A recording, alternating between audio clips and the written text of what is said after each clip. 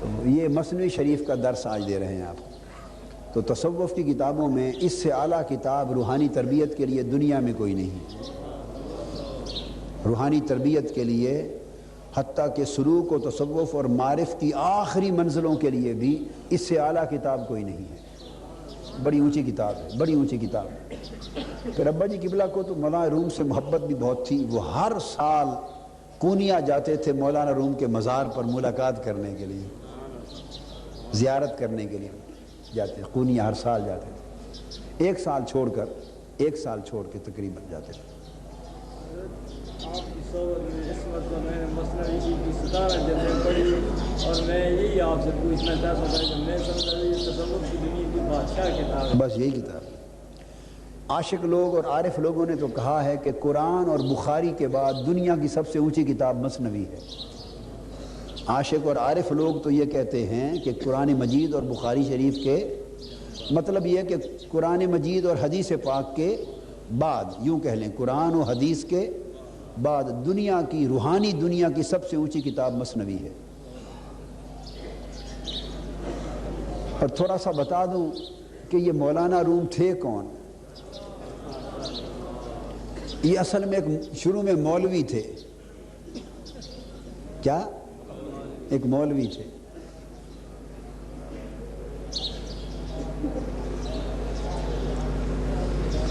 مسئلوں والے مولوی، فتووں والے مولوی، منطق والے مولوی، فلسفے والے مولوی، درس تدریس والے مولوی، مدرس تھے، محقق تھے، مناظر تھے، منطقی تھے، فلسفی تھے، فقی تھے، علوم ظاہری میں بڑا درک اور بڑا کمال تھا،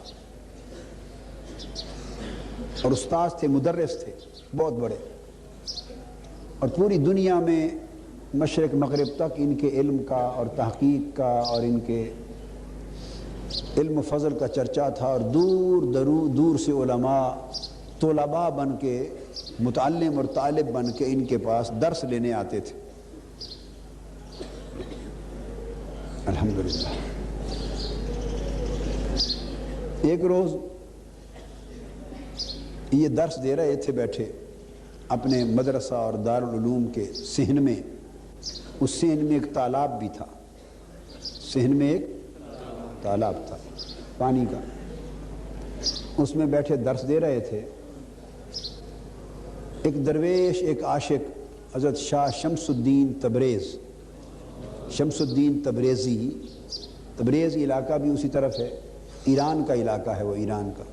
حضرت شاہ شمس الدین تبریزی رحمۃ اللہ علیہ، یہ ملتان والے نہیں ہیں، یہ غلط نام ہے مشہور، ملتان میں بھی مزار ہے نا اس نام سے، وہ غلط ہے، وہ شمس الدین تبریزی نہیں ہے، وہ شمس الدین سبزواری ہیں، تو غلطی سے لوگوں نے تبریزی کر دیا ان کو، وہ نہ اس طرف آئے نہ یہاں ان کا مزار ہے، ان کا مزار بھی ادھر ہی ہے۔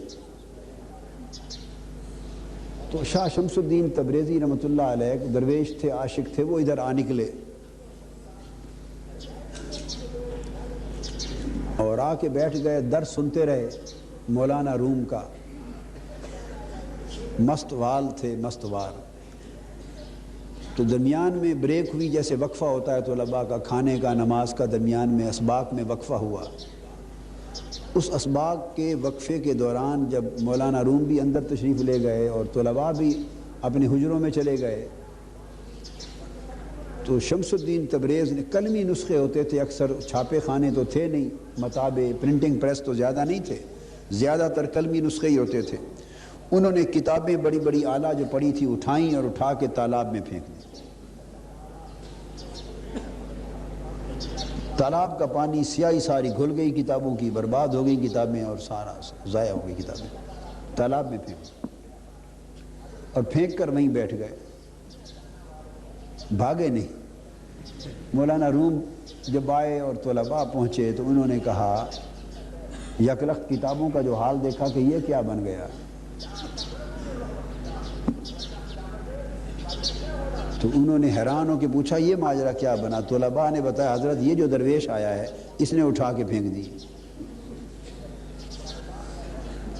مولانا روم نے اس کی طرف دیکھا، بڑی غضبناک نگاہوں سے جلال میں آ گئے اور پوچھا این چیز یہ کیا کیا ہے تم نے، یہ کیا ہے؟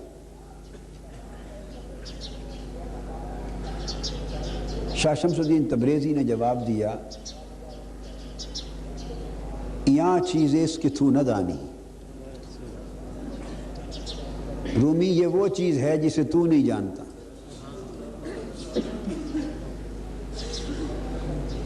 مولانا روم بڑے غصے اور جلال میں آ گئے کہ یہ کیا بات ہے، کیا تباہی کر دی۔ انہوں نے پوچھا کہ اس میں کیا تھا، تم جو ناراض ہو رہے ہو تو یہ میں نے کتابیں جو پھینک دی ہیں تو اس میں کیا تھا، یہ کیا چیز ہے؟ کتابوں کے بارے میں پوچھا شمس الدین تبریزی نے کہ یہ ہے کیا چیز کو اتنے ناراض ہو رہے ہو؟ وہ علم تھا۔ مولانا روم نے جواب دیا کہ یہ چیز اس کہ تو نہ دانی، اے شمس الدین تبریزی یہ تو علم ہے، میں اب کیا بتاؤں، یہ وہ چیز ہے کہ تو نہیں جانتا، یہ کیا چیز تھی جو تو نے برباد کر دی۔ شمس الدین تبریزی مسکرا پڑے، ہنس پڑے، انہوں نے کہا اچھا تو کیا چاہتے ہو؟ اس نے کہا ہماری کتابیں لٹ گئیں، علم چلا گیا۔ اس نے کہا گھبراؤ نہیں، میں تمہیں واپس دے دیتا ہوں۔ وہ تالاب میں کود گئے، ایک ایک کتاب اٹھاتے گئے اور اس طرح جھاڑتے اور کتابوں سے گرد نکلتی، ساری کتابیں نکال کے مولانا روم کو دے دی۔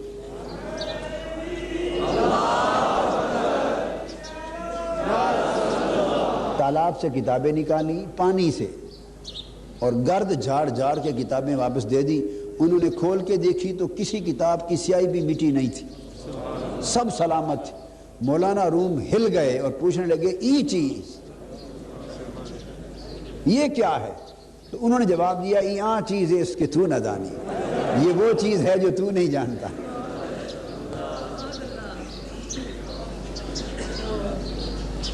مولانا روم رو پڑے، چیخ نکل گئی۔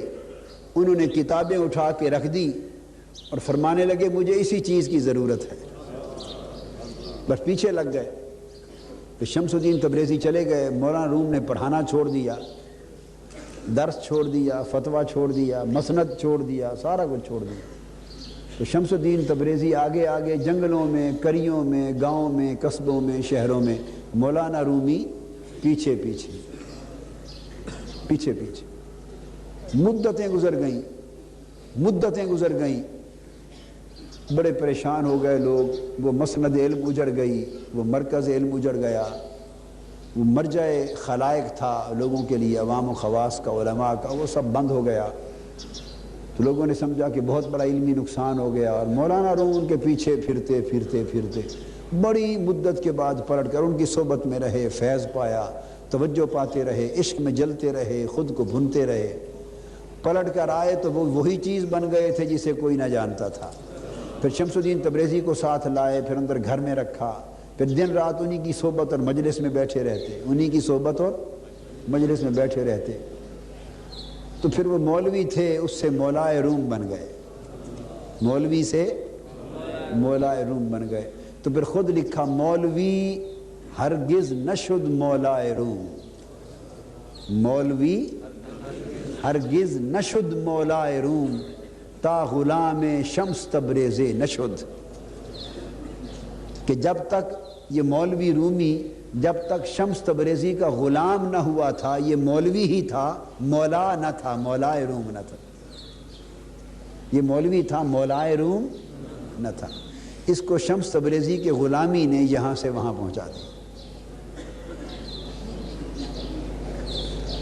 دم عارف نسیم صبح دم ہے، دم عارف یعنی عارف کا پھونک، عارف کی پھونک، دم عارف کی پھونک، نسیم صبح دم ہے، اسی سے ریشہ معنی میں نم ہے۔